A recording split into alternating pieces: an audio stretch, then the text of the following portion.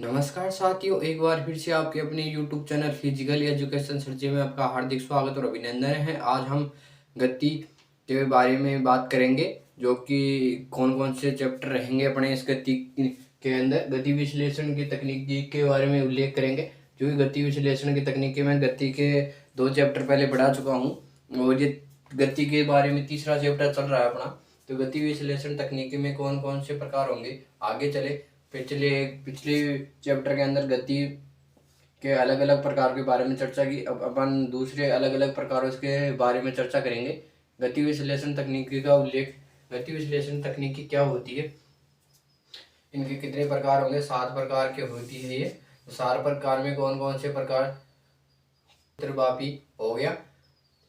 7 प्रकारों में से पहला प्रकार रहेगा जो चलचित्रमापी रहेगा, दूसरा इलेक्ट्रोमायोग्राफी रहेगा, तीसरा संगणन रहेगा, चौथा लैपटॉप रहेगा, पांचवा विद्युत कोण मापन इलेक्ट्रोमाइक्रोनियोमीटर रहेगा, और छठा रहेगा प्रकाश पथ फोटोग्राफी रहेगा, और अंतिम और 7वां रहेगा कालक्रम फोटोग्राफी। तो चर्चा करेंगे पहले गति विश्लेषण तकनीकी के बारे में।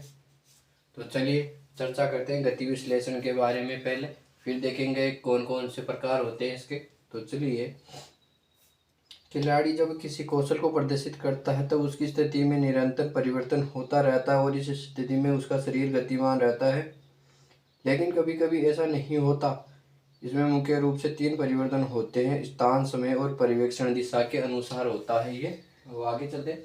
कुछ तकनीकी ऐसी है जिसकी सहायता से हम गति या त्वरण परिस्थिति को वापस याद कर सकते हैं। यानी कहने का मतलब, जो प्लेयर्स होते हैं वो गतिमान रहते हैं खेलते समय, तो जो कि खेलने के कोई कोई गतिमान नहीं रहता, कोई बॉडी काम नहीं करती, तो उसके बारे में संपूर्ण चर्चा करने वाले हैं इस टॉपिक्स के बारे में।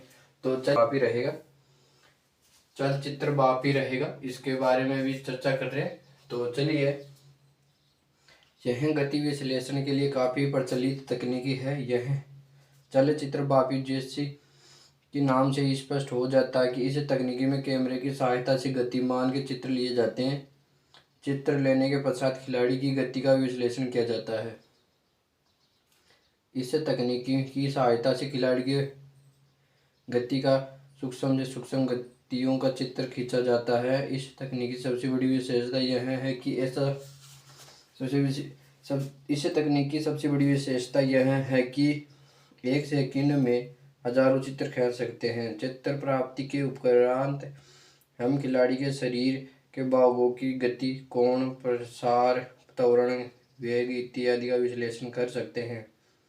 इसकी दूसरी सबसे बड़ी विशेषता यह होती है कि चित्रों का विश्लेषण तेजी के साथ तथा एक एक करके भी किया जा सकता है। इसके द्वारा प्राप्त चित्रों का उल्लेख रूप से प्रदर्शित किया जा सकता है। इसकी सहायता से हम 2 खिलाड़ियों के अथवा 2 टीमों के मध्य तुलनात्मक अध्ययन भी कर सकते हैं। जैसे कि चलचित्रमापी के अंदर रहेगा कि प्लेयर्स रनिंग कर रहा है या कुछ भी इवेंट्स कर रहे हैं, तो इसकी फ़ोटो ले ली जाएगी। 1 सेकंड के अंदर हजारों लाखों फ़ोटो हो जाती है इसके अंदर। तो देखते हैं कौन क्या रहेगा, कौन सा टेक्निक सही यूज में हो रहा है या नहीं हो रहा। तो ये सब बातें देखी जाती है। आगे चलते हैं इलेक्ट्रोमायोग्राफी के अंदर। तो इलेक्ट्रोमायोग्राफी के बारे में चर्चा करेंगे। इलेक्ट्रोमायोग्राफी जैव यांत्रिकी के इलेक्ट्रोमायोग्राफर उपकरण का उपयोग शारीरिक गतिविधियों के दौरान मांसपेशी में उत्पन्न होने वाले विद्युत का मापन करने में होता है। जब शारीरिक गतिविधि करते हैं तब उस स्थिति में मांसपेशी में गति होती है, जिसके परिणाम स्वरूप मांसपेशियों में विद्युत उत्पन्न होता है। फलस्वरूप गति की समर्था प्रदर्शित होती है। जब किसी मांसपेशी अथवा समय की गति के दौरान विद्युत का मापन करना हो तब उसके ऊपर उपकरण के विद्युत का तार आखिरी हिस्से का संबंध कर लिया जाता है। जब गतिविधियों के दौरान मांसपेशी गतिशील होती है तब उस दौरान मांसपेशियों में विद्युत उत्पन्न होता है और इलेक्ट्रोमायोग्राफी द्वारा विद्युत का रिकॉर्ड किया जाता है। ग्राफ के माध्यम से मांसपेशियों या उसके समूह द्वारा क्या क्या कार्य किए जाते हैं उसकी जानकारी प्राप्त कर ली जाती है। गति विश्लेषण के इस तकनीकी में निम्नलिखित सूचना प्राप्त की जा सकती है। फर्स्ट पॉइंट रहेगा इसके अंदर, इलेक्ट्रोमायोग्राफी के अंदर इसका फर्स्ट पॉइंट रहेगा। आगे चलेंगे फिर सेकंड पॉइंट के बारे में बात करेंगे। फर्स्ट पॉइंट के बारे में बात करते हैं पहले।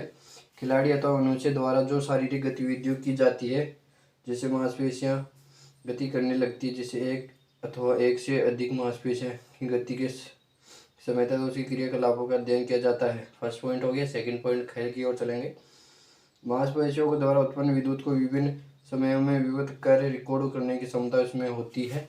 आगे चलते हैं। थर्ड पॉइंट ग की ओर चलेंगे। तीसरा पॉइंट की ओर चलेंगे।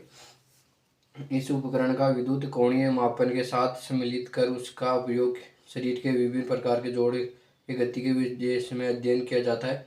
आगे चले और अंतिम पॉइंट रहेगा इसका रहेगा, जो कि अंतिम पॉइंट रहने वाला है इसका। मांसपेशियों की गति के दौरान मानव शरीर में मस्तिष्क की तरंगों में परिवर्तन होता है, इसलिए उसका प्रयोग मस्तिष्क में पड़ने वाले प्रभाव पर भी किया जाता है। हो गया।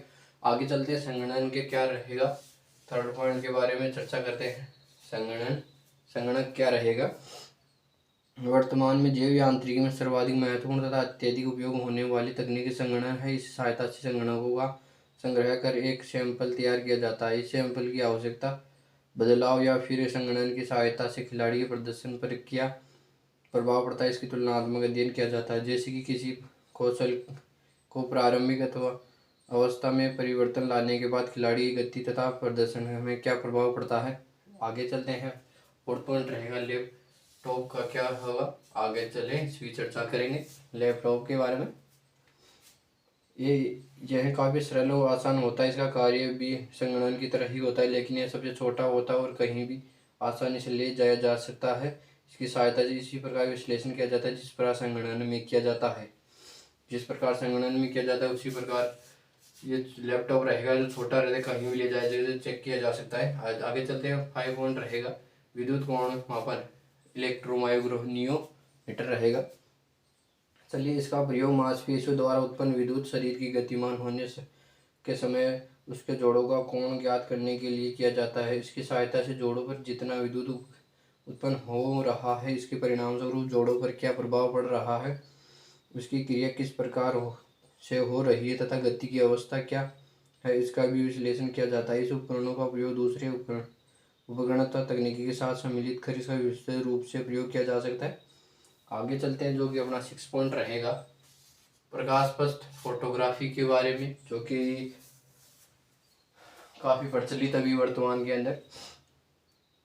प्रकाश पथ फोटोग्राफी खिलाड़ी की पूर्व शरीर अथवा शरीर के विभिन्न भागों का अध्ययन के लिए प्रयुक्त होता है। इसका प्रयोग करते समय शरीर में जिन भाग की गति का अध्ययन करना, उसे छोटे छोटे प्रकार के बल्ब खिलाड़ियों के कपड़ों में लगा दिया जाता है। बल्बों की सहायता से उसकी गति का चित्र एक स्थिर कैमरे में निश्चित समय के चलन में खींच ली जाती है। इसके बाद खिलाड़ी की गति का प्रतिबिंब को कहेंगे गौरव फोटोग्राफ प्राप्त कर लिया जाता है, जिसकी तकनीकी में छोटे बल्ब की वनस्पति छोटे छोटे गोलाकार उत्तर दर्पण गोलाकार का प्रयोग बेहतर और विश्वसनीय समझा जाता है। प्रकाश तथा फोटोग्राफी में कैमरे के सामने एक जी वाली तस्वीर निश्चित की चालू का अपना 7वां कालक्रम रहेगा, फोटोग्राफी रहेगा, जो कि क्या है अभी चर्चा करें तो चलिए। इस तकनीकी के अंतर्गत काइनेग्राम की सहायता से चित्र एक के बाद एक उतारते हैं। इसके उपरांत उसे एक सुव्यवस्थित क्रम में समायोजित कर लेते हैं, एक संपूर्ण चलचित्र का स्वरूप बना लेते हैं। सबसे बड़ी कमी यह है कि चित्र खींचते समय उसको ठीक तरह से सुव्यवस्थित करते समय उसकी कुछ कमी रह जाती है, जिसके परिणाम स्वरूप गतिविधियों के समय खिलाड़ियों की सही गति ज्ञात नहीं हो पाती। एक अन्य कारण यह है कि खिलाड़ी के सुव्यवस्थित क्रम के समय अधिक लगा जाता है, जिसके परिणामस्वरूप हम तुरंत सही जानकारी प्राप्त नहीं कर सकते। उपरोक्त दोनों त्रुटियों के ऊपर कालक्रम फोटोग्राफी का उपयोग कर सफलतापूर्वक प्राप्त किया जा सकता है, लेकिन इस प्रकार की फोटोग्राफी में भी कई प्रकार की कठिनाइयों का सामना करना पड़ सकता है, जैसे वस्तु अथवा खिलाड़ी का स्थान परिवर्तन होना चाहिए। यदि खिलाड़ी अपनी गतिविधियों के दौरान स्थान परिवर्तन नहीं करता, तब स्थिति में इसका उपयोग नहीं किया जा सकता है। कालक्रम फोटोग्राफी सिद्धांत का कार्यक्रम रहता है जो किसी भी खिलाड़ी की गति की निश्चित समयावरांत की दोहराई जाए। इसी प्रकार की फोटोग्राफी साधारण कैमरे में ली जा सकती है।